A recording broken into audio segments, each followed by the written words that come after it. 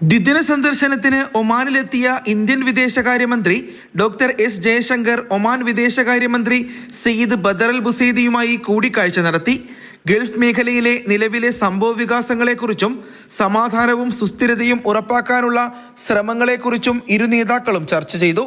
Hormuz കടലിടുക്കിലൂടെയുള്ള കപ്പൽ ഗതാഗത സ്വാതന്ത്ര്യം ഉറപ്പാക്കുന്നതിനുള്ള നയതന്ത്ര ശ്രമങ്ങളെക്കുറിച്ച് ഇരുവരും ചർച്ച ചെയ്തു. ഇരു രാജ്യങ്ങളും തമ്മിലുള്ള സഹകരണത്തിന്റെ വിവിധ വശങ്ങളെക്കുറിച്ചും വിശദമായ ചർച്ചകൾ നടന്നു. വ്യാപാരം, നിക്ഷേപങ്ങൾ, ഗതാഗത സമ്പർക്കം, സമുദ്ര സുരക്ഷ, സാങ്കേതിക വിദ്യ, പ്രതിരോധം, സൈബർ ആൻഡ് ആർട്ടിഫിഷ്യൽ ഇന്റലിജൻസ് എന്നീ മേഖലകളിൽ ഊന്നിയായിരുന്നു പ്രധാന ചർച്ചകൾ. ഒമാനും ഇന്ത്യയും തമ്മിൽ നിലനിൽക്കുന്ന ദീർഘകാല സമുദ്രബന്ധം നൂറ്റാണ്ടുകളായി ഇരു രാജ്യങ്ങളിലെയും ജനങ്ങളെ പരസ്പരം ബന്ധിപ്പിക്കുന്നുവെന്നും ഇരു രാജ്യങ്ങളും തമ്മിലുള്ള പങ്കാളിത്തത്തിന് ശക്തമായ അടിത്തറയേകുന്നത് തുടരുന്നുവെന്നും കൂടിക്കാഴ്ചയ്ക്ക് ശേഷം സയ്യിദ് ബദർ അൽ ബുസൈദി പറഞ്ഞു. ഖത്തർ, ബഹ്റൈൻ, കുവൈത്ത് എന്നീ രാജ്യങ്ങളിലേക്കുള്ള സന്ദർശനങ്ങൾക്ക് ശേഷമാണ് ഡോക്ടർ എസ് ജയശങ്കർ ഇന്നലെ ഒമാനിലെത്തിയത്.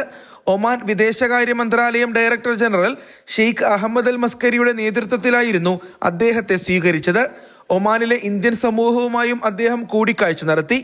ജയശങ്കർ വിദേശകാര്യമന്ത്രിയായി ചുമതലയേറ്റതിനു ശേഷമുള്ള മൂന്നാമത്തെ ഒമാൻ സന്ദർശനമാണിത്.